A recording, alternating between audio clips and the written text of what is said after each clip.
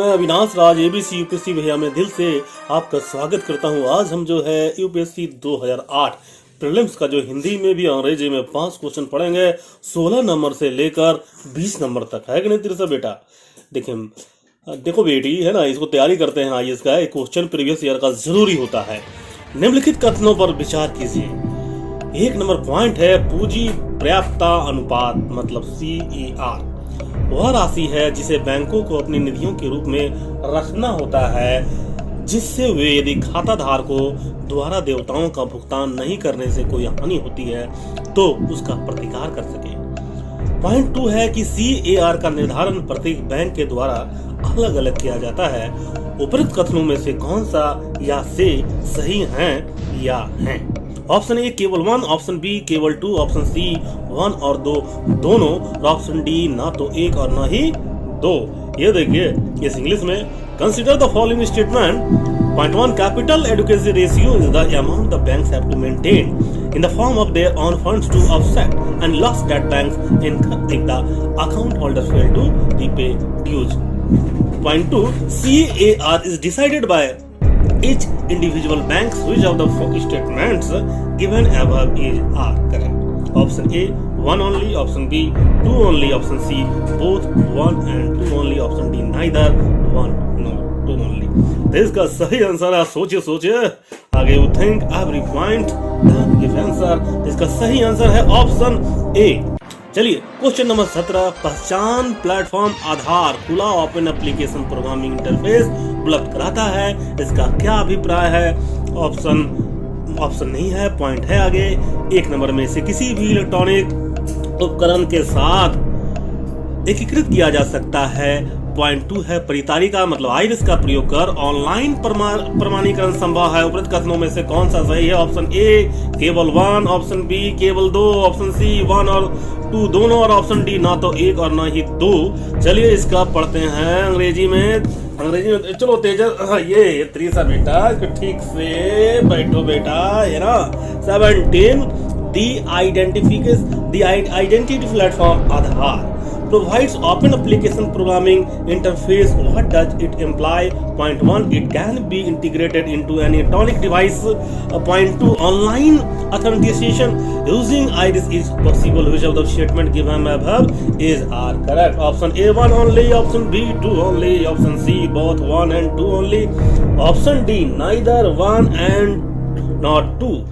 तो इसका सही आंसर है ऑप्शन सी। चलिए क्वेश्चन नंबर 18, बिल्कुल हाल में निम्नलिखित में से किन देशों में लाखों लोग या तो भयंकर अकाल एवं कुपोषण से प्रभावित हुए या उनकी युद्ध संजातीय संघर्ष के चलते उत्पन्न भूखमरी के कारण मृत्यु हुई? ऑप्शन ए अंगोला और जाम्बिया, ऑप्शन बी मोरक्को और ट्यूनीसिया, ऑप्शन सी वेनेजुएला और कोलंबिया, ऑप्शन डी यमन और दक्षिण सूडान। तो इसका सही आंसर क्या है? चलिए इसका आगे आंसर पढ़ने से पहले 18 नंबर जो है उसको पढ़ लेते हैं इंग्लिश में। Very recently, in which of the following countries have lakhs of people either suffered from severe famine, acute malnutrition or died due to starvation caused by the war, ethnic conflicts? Option A Angola, option B Zambia. अच्छा खांस नहीं बेटा, एक minute नहीं खांस नहीं बेटा। Option A Angola and Zambia, option B Morocco and Tunisia, option C Venezuela and Colombia, option D Yemen and South Sudan. तो इसका सही आंसर देखो तेरेसा, इसका सही आंसर है option D Yemen and South Sudan. चलिए 19 नंबर क्वेश्चन पढ़ लेते हैं। वुड डिस्पैच के बारे में तेरेसा, वुड डिस्पैच के बारे में निम्नलिखित में कौन से कथन सत्य है? पॉइंट 1 है सहायता अनुदान व्यवस्था मतलब ग्रांट्स इन एड शुरू की गई। पॉइंट 2, विश्वविद्यालय की स्थापना की सिफारिश की गई। पॉइंट 3 है शिक्षा के सभी स्तरों पर शिक्षण माध्यम के रूप में अंग्रेजी की सिफारिश की गई। पॉइंट इसमें प्रश्न ये है कि नीचे दिए गए कोड का प्रयोग कर सही उत्तर चुनिए। ऑप्शन ए केवल 1 और 2 दोनों, ऑप्शन बी केवल 2 और 3, ऑप्शन सी केवल 1 और 3, ऑप्शन डी 1 2 और 3। तो इसका सही आंसर है नहीं, आगे इसका तो इंग्लिश में पढ़ेगा ना। तो regarding Woods dispatch which of the following statements are true? Point 1, grants in aid system was introduced. Point 2, establishment of universities was recommended. Point 3, English is a medium of instruction at all levels of education was recommended. Select the correct answer using the code given below. Point option A 1 and 2 only, option B 2 and 3 only, option C 1 and 3 only, option D 1 2 and 3 only। तो दोस्तों इसका 3 number point गलत होने के कारण इसका सही answer क्या है? Option A. चलिए 20 नंबर सवाल पढ़ते हैं कि भारत की संसद के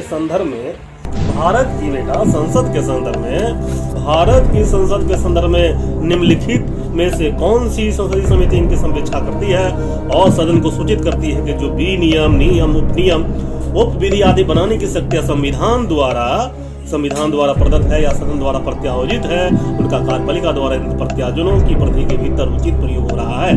ऑप्शन ए सरकारी आश्वासनों संबंधी समिति, ऑप्शन बी अधीनस्थ विधान संबंधी समिति, ऑप्शन सी नियम समिति, ऑप्शन डी कार्य सलाहकार यानी कि बिजनेस एडवाइजरी समिति।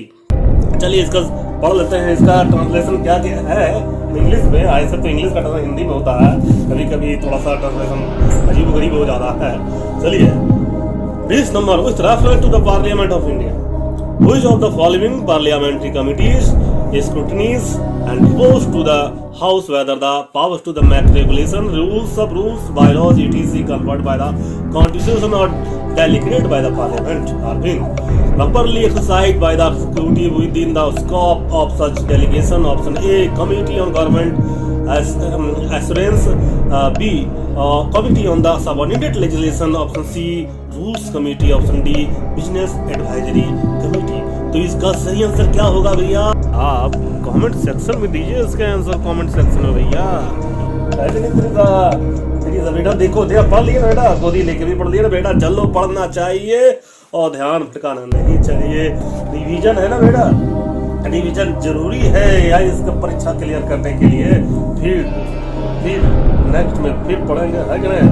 तब भैया लो बोलो नमस्कार भैया, चाचा चाची नमस्कार, और पढ़ते रहिए और तरक्की करते रहिए।